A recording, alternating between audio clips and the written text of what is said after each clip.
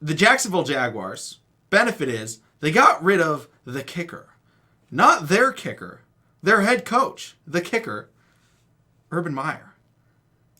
They get back their first-round pick running back last year, which, should he have been a first-round pick to the Jaguars? Absolutely not. But you know what? Travis Etienne is coming back to them. They have, future superstar that, I don't know, they paid him superstar money, so maybe, Christian Kirk. Will they be able to surpass the Tennessee Titans, who won the division last year at 12 wins, when the Jaguars had 3 wins? Or are they going to easily be the worst team in that division again? I don't know if they're going to be the worst team because the Texans are there, but when you're looking at an offseason and you look at all the money that they spent, oh yeah, they got these 2 marquee wide receivers in free agency to really help Trevor Lawrence's adjustment to the pros, and Zay Jones and Christian Kirk. Like, you got to be kidding me, dude. Like, this is one of the most like outrageous off seasons I can remember, of just like, wow, this is not really an upgrade for your team, and apparently that's you guys are spending a bunch of money to maybe not upgrade this team. So even Trayvon Walker, the idea to pick him so high, like, a lot of people were like, that was a bad pick. I agree. You guys see the Niner flags back here, the banners and stuff. Trent Balk was the GM for the Niners, and it ended in a complete dumpster fire.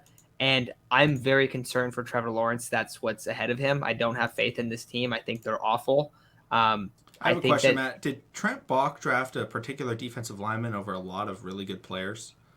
Yes, he did. Oh, really? And that. Okay, that is a comparison. I mean, that's Alden Smith. That is a comparison. But Trent Balk also whiffed on a bunch of picks too. So, like, yeah, we can bring up his nice pick, but we can also bring up all the times he whiffed. 1 for 9. And also drafted players with torn knees, which we have now seen many. That's what they did last year. So, I don't know, man. I don't think there's really a chance, but This is also a super weak division. So if Trevor Lawrence is just like the guy that we thought he was coming out of school, I guess you never know, but the team is just so bad. I could not see it happening.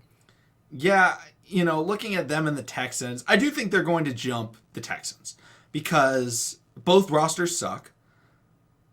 But I feel like the weapons and the quarterbacks are a significant advantage for the Jacksonville Jaguars, because wrong way. You guys can see it behind me pointing the wrong way. On YouTube, you can see the Stanford ball behind me. I'm a Stanford football fan. I love Stanford. I hate Davis Mills. I don't think he's good at all. I think he's wildly inconsistent. He can make some great throws. Like, they'll show Davis Mills throws and it'll be like, wow, that's Mahomes-esque. That's Stafford, that rocket arm. And then you won't watch him because it's the Texans. And it's like, why did he miss 3 checkdowns in a row, throwing them in the dirt? Like, he is wildly inconsistent. Trevor Lawrence, he makes a lot of flashes. The problem with Trevor Lawrence isn't inconsistency. It's that he believes that he can make every throw in the book.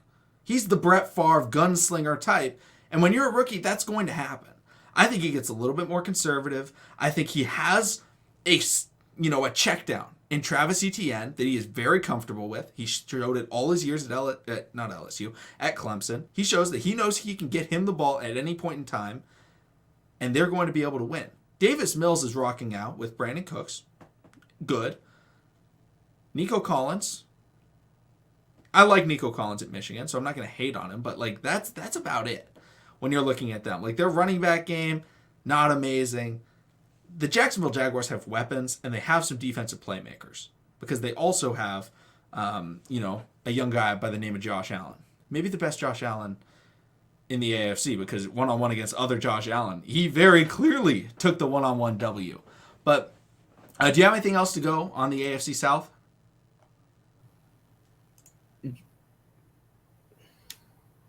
There we go. I couldn't unmute for some reason. No, I think I don't know. When I look at this one, I don't have a lot of faith in them. Their secondary is abysmal. It is horrible. The only guy there it's like that great is Shaq Griffin. I guess Tyson Campbell's intriguing because he was a second rounder last year, but they also have Andre Cisco. Keep an eye out for Andre Cisco. Really? I believe 4th round pick out of Syracuse. 3rd round pick out of Syracuse. That guy's a baller. That guy, when the ball is in the air, he is someone that can make some big plays. Now, I don't think he's a game-changing player, but he's not bad. or I felt like he wouldn't be bad. I didn't watch a lot of Jaguars last year, so I can't clarify on if he was great last year or not. But I liked him coming out of Syracuse. Yeah, so I don't know. Once again, this is similar to the Jets. I just don't think this team's sort ready. And honestly, like based on their offseason, I don't know. I don't know how much better they really got. Like the Jets, I feel really confident. Like, yep, they're going in the right direction. Yeah. I don't feel the same way about the Jags. So they're like a very easy no, only because the Titans exist and the Colts exist. But I don't think there's a chance that they pass up one of those two teams. Yeah, the only thing that we know for sure is that they beat the Colts at home. Because for some reason, they've beaten the Colts at home, I think, 6 years in a row. So, shout out to all the people that bet them week 16 or 17 last year when they knocked the Colts out of the playoffs. But let's get into the next division.